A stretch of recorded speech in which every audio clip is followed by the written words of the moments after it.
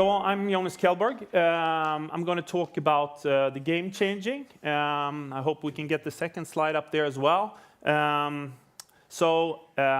last couple of years I've been working with the Kinnevik Group. They own Tele2 here, but I've been responsible for their online acquisitions. And I've done the investments into Zalando, challenging, the apparel industry. I did the investment into the Rocket Internet guys, the Samwer brothers, basically trying to disrupt the VC US world. I was the chairman of the board for iCloud that we sold to Apple. I was the founder of Player.io, sold to Yahoo a couple of months ago. And I'm going to tell you a bit more about my story.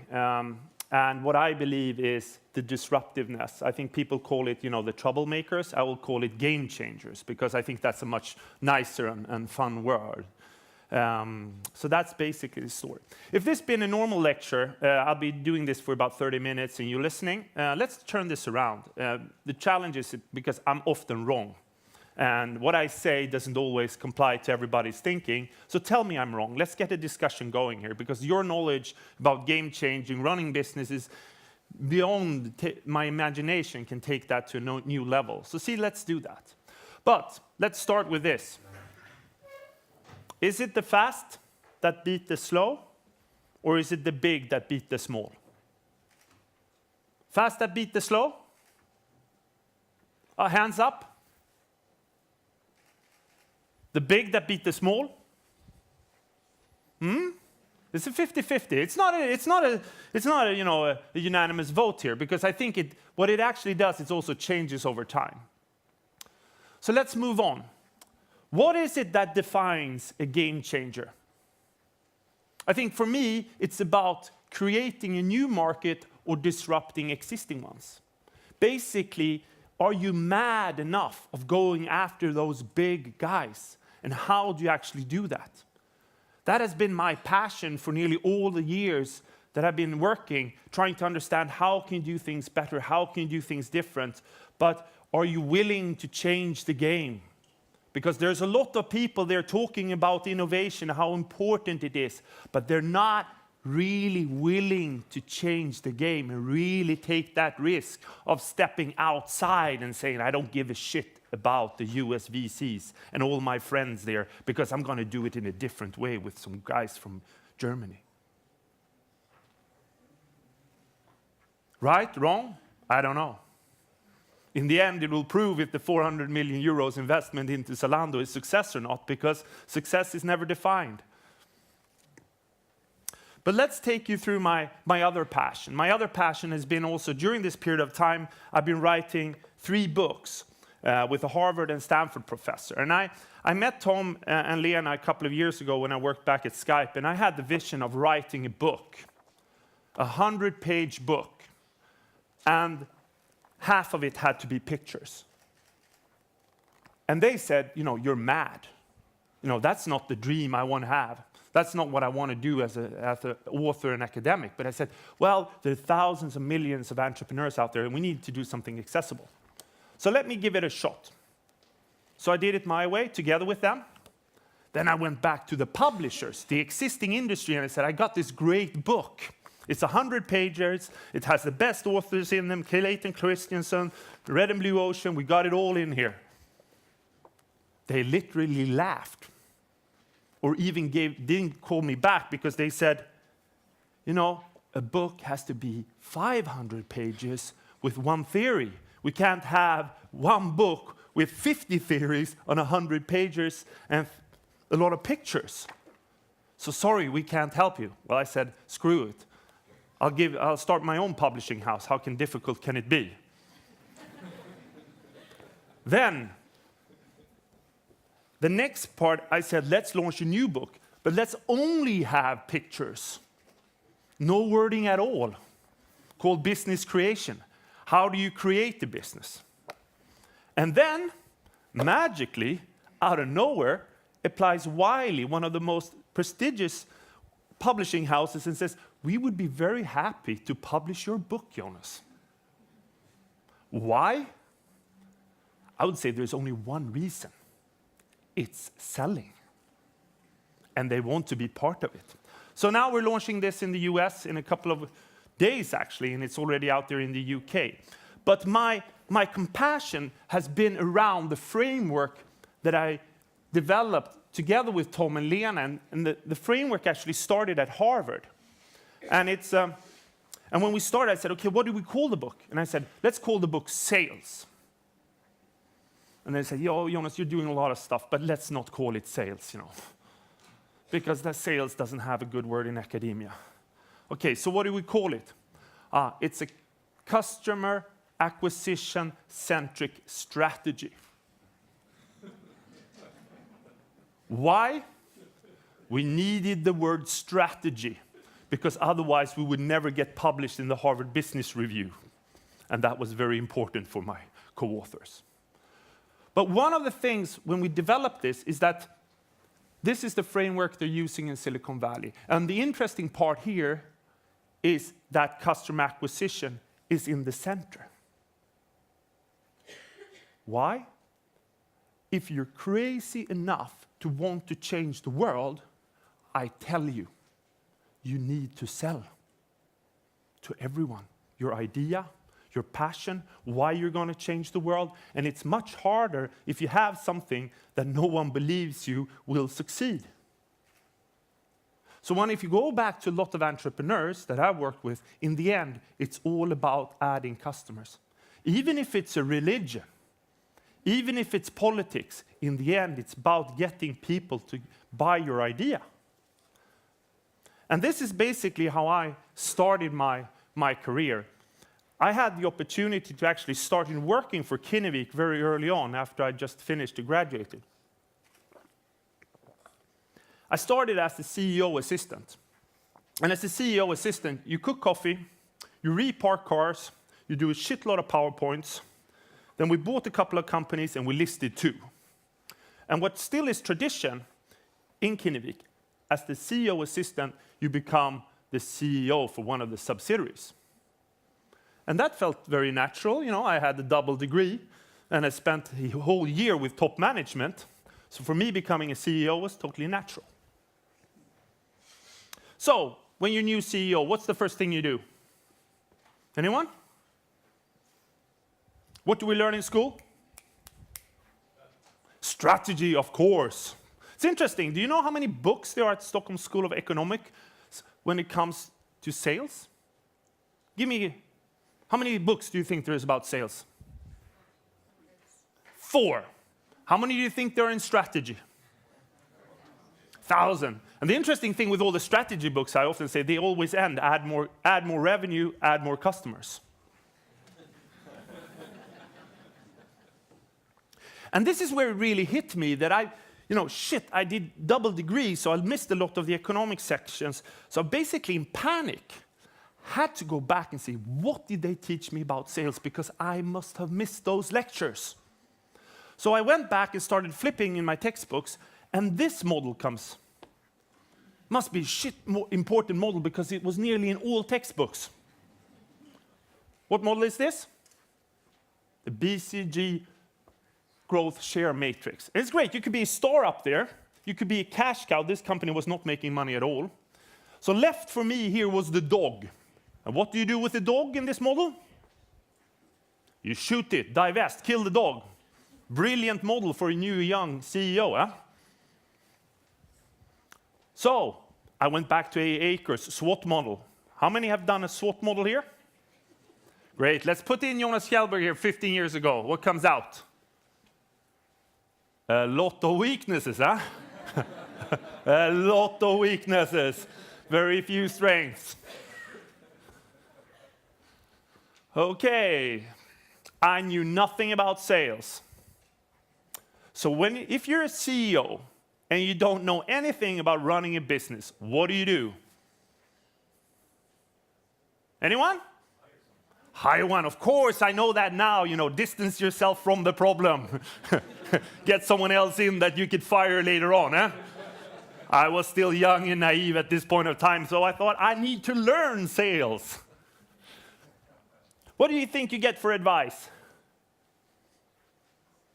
Well, the advice I got was that I needed an agency. We needed a marketing plan. We couldn't start selling things without doing branding activities.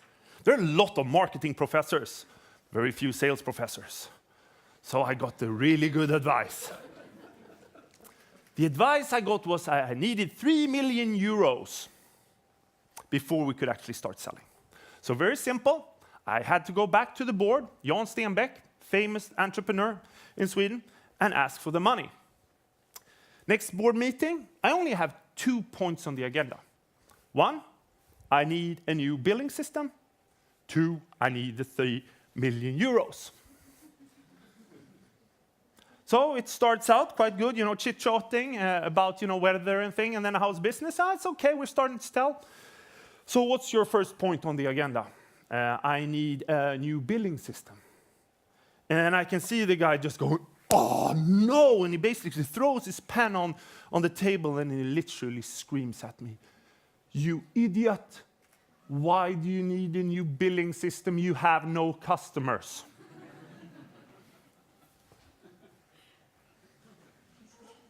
At that point of time, I basically, I decided to get rid of the second point. And then I said with my young enthusiasm, well, I'll be back with a lot of customers.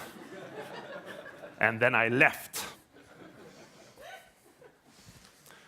With a lot of depth for going through graduation, it was a bit early to retire at this point in time. So what do you do? Well, it ended up, I called my father, and he gave me a brochure that said, 100 knack, 10 snack, 1 tack från en framgångsrik Electrolux-försäljare. Basically said 100 knock on the doors, 10 talks, 1 thank you from a vacuum clean sales guy. And this was actually the first time I came in contact with what is defined as a pipeline model. And whatever you do, and I think I'm still amazed, is about trying to understand how can you increase customers? Because no customers, no fun. And for me, being an engineer, this is all frequency. It's quite simple. If you do 200, you sell more. It's math. It's brilliant. It's not complicated at all. But most companies, they just go like this. But for me, it was, how can we increase frequency to the max? And I'm still amazed about the companies when I'm sitting in boards, they're saying, we're going to grow 10% this year. And I said, why not grow 1,000? It can't be done. Of course it can be done. But the challenge is they don't know what kind of activities drives their customer acquisition. So they can't increase it. So if you want to be successful, you need to be very, very analytic and engineering about what drives customer acquisition. Because in the end, it's what converts that generates cash. We can talk about game changer and visions and ideas, but if it doesn't generate customers, it ain't going to be worth anything. Trust me. Go to the VCs and ask later. But I've learned that the hard way as well. So, sales. And I come from the Nordics, so I did the army up in North, and we have, a saying that says, ett skott, ett träff. But the US guys, they were approaching this totally different. They just fired at everything. And it worked. During a period of time, I had over 1,000 employees sitting in a call center. I got them every morning to get up on their chairs and say, this is going to be the best day of my life, before they sat down and did customer acquisition. Do you think it worked? Of course it worked. So I was super happy they were teaching strategy at the university, because for me, I slept with this 100 knack 10 snack 1 tack under my pillow. And I went on, I started a couple of companies, we listed one, we sold one to Vodafone. Life was good. Then I moved on to become the CEO of Lycos. Anyone remember Lycos? It was a search engine, it was the second largest search engine in the world. Do you know what happened basically the first day I started? 2 stupid engineers started in a garage in Palo Alto. Google. And now if you're the executive directory for a big company like Bertelsmann, what do you do at this point? You laugh at them, huh? How can they challenge, a big Bertelsmann media company? They're so far away. And when they don't go away, what do we do then? We try to ignore them, huh? They don't even have a business model. They talked about always delighting the user. This was totally new for me. For me, everything had been always delight the shareholder, me. They said content was king. Then I said, no. Sales is King Kong, and I just pushed the throttles in my customer acquisition engine. But even how hard I tried with all my mechanism for customer acquisition, I brutally failed. They did something that was different. They did something which was called delight. They delighted the user. So what is delight? We've taken this from the unique selling proposition. It's the hierarchy of customer needs. How many know Maslow's hierarchies of needs? Basically, it works the same way. At the top, you have the delight, but to be efficient, you need efficiency and functionality. And it's you can compare it with a car. Anybody drive an Alfa Romeo here? Wow, perfect. You know the delight of that car, isn't it? It has beautiful design. So it has a great delight. The problem if the car doesn't go from A to B, the delight falls. Some Alfa Romeo owners, they often say, that you get a very personal relationship with your mechanic, but I doesn't say that really counts. So it's all about trying to understand, what is your delight? What are you communicating? What do the customers say to each other? Let's take an example. This car had a great delight. What was it? Safety. What's Volvo's delight today? Wow. Do you think they sold more cars before than they do today? Yes, they did. Maybe now the Chinese will change it. But the challenge with this is that they innovated when it came to their delight. They added a lot of safety features. But what do you think happens with safety when you add your 24th airbag for your knees and all cars are rated 5-star in NCAP? It goes from being a delight down to a functionality. So the challenge here is trying to innovate beyond for all companies, because it's so easy that we spend a lot of time on efficiency, functionality. But what is the clear delight up here?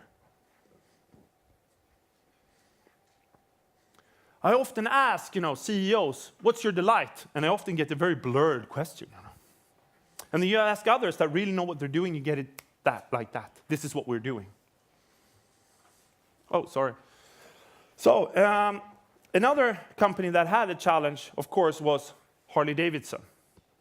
And they had a very big problem because the Japanese were basically eating up them. So what do you do if you're a CEO for a Japanese or for a US company?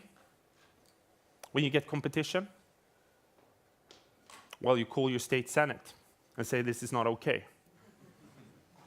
And they imposed a tax of 10%. But basically, the company went into Chapter 11. So they had to go away and trying to find what is their delight. And what they came across at that point of time was, what we sell is the ability for a 43-year-old accountant to dress in black leather, ride through small towns, and have people be afraid of him. And this is our innovation intent. And they totally changed the game when it came to flying. Or to flying, to motorbiking, because they actually didn't take it from A to B, they took it beyond.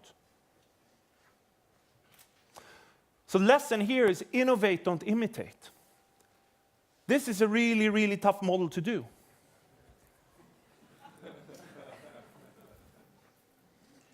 So it's about creating that friction-free storytelling that is super important. But going beyond, I started with frequency, which is one of the gears. Second thing, you really need to understand your delight. It's not about selling something, it's also about taking something beyond. Because what did Google do against Lycos? They actually did a better product. And if you're a sales guy, that's not fair. But if you have a great product that disrupts the world and you put a lot of sales to it, it's great. But we're lacking one thing. The business model.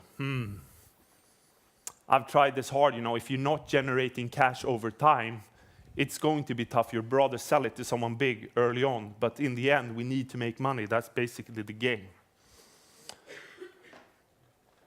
So, how can you work with your business models?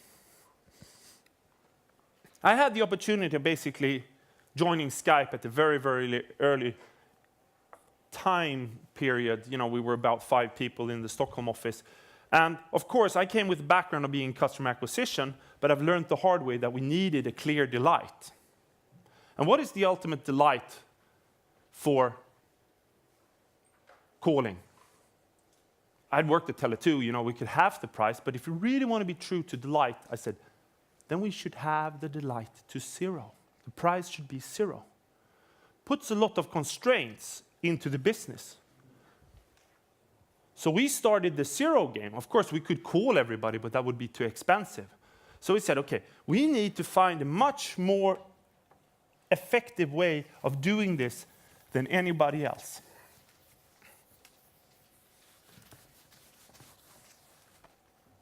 If you have a telco, and then you had Skype, at this point in time, the telcos, they were building infrastructure.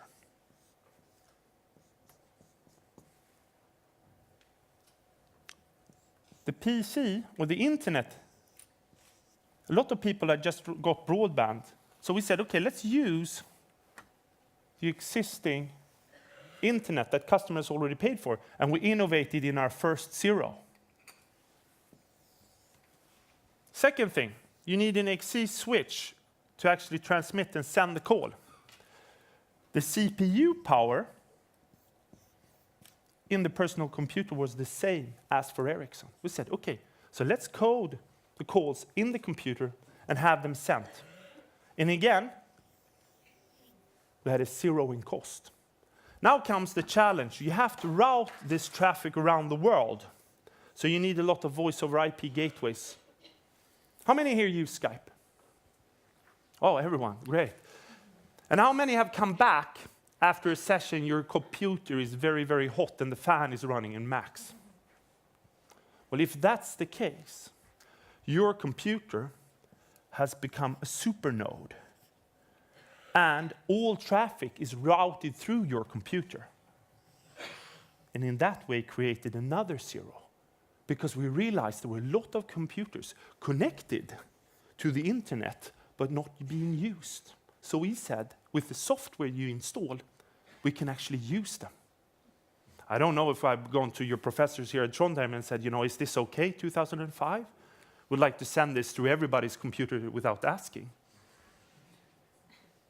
You'd probably say, no, you're mad.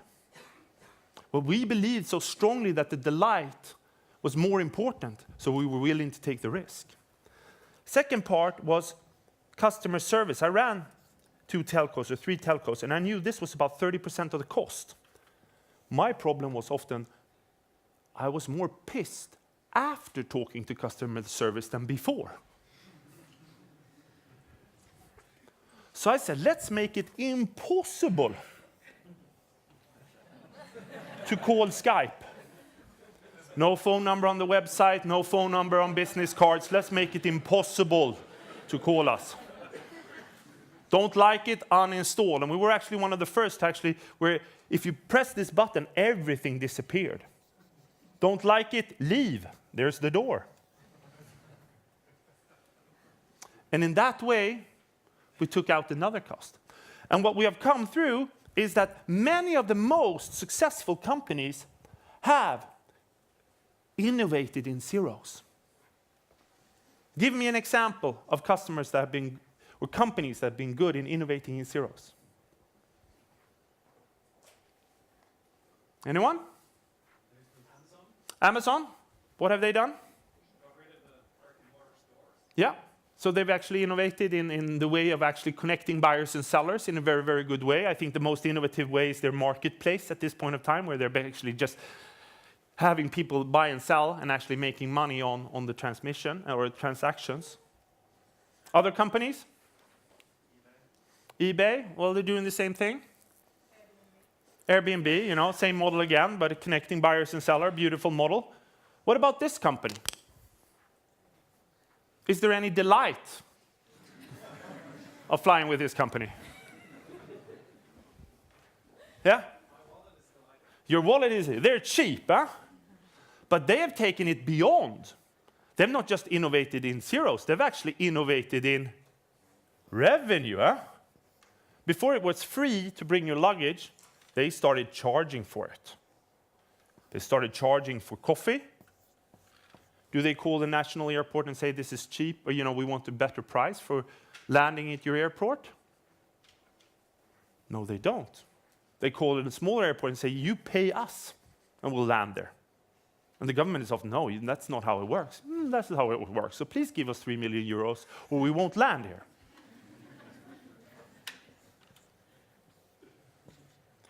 That should be plain, but... So the perspective here is trying to redefine the existing business models. Do you think their staff gets paid? Are you you're a bit uncertain, huh? If you go to SAS, they pay for your education. Do you think Ryanair pays for your education? Of course not. And after you've been trained, you need, you know, to get your license certificate as a pilot. How many hours do you need before you can get yours? Any pilots in here? 4,000 hours. And during that period of time, Ryanair is so nice that they actually hand out their aircraft for free. So only one pilot getting paid. Why? Ryanair says, we're a bus company. If you can drive buses with one pilot, why can't you ride airplanes with one pilot? They've even taken it so far that to apply for Ryanair today will cost you 40 euros to send in your application. And you're all smart business leaders. What can you do then? Rationalize, huh? Take down costs for HR. But the second thing, do you think applications have become better or worse? Applications have gone down, huh? Applications have gone up. Or the quality has gone up. So now, HR is a profit center for Ryanair. Take that back to your companies and say, let's see if we can make, you know, HR into a profit center. But these are basically the perspective of trying to understand how can you drive change and innovation, because it's in every gear. It's in, you know, what you deliver to your customer, how you innovate in sales, getting a clear delight, innovating in your business model, and this goes on with partners, going global, and so on and so on. They all interact, trying to find the right team. But that was basically a very, very short perspective of my own little story and what actually drives game changers and people that are willing to change the world.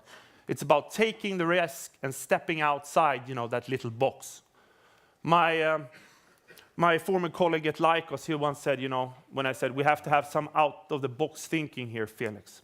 He said, Jonas, there is a reason we have the box, because you should be inside the box and not outside the box. And look what happened. Huh? Thank you very much. That was all for me.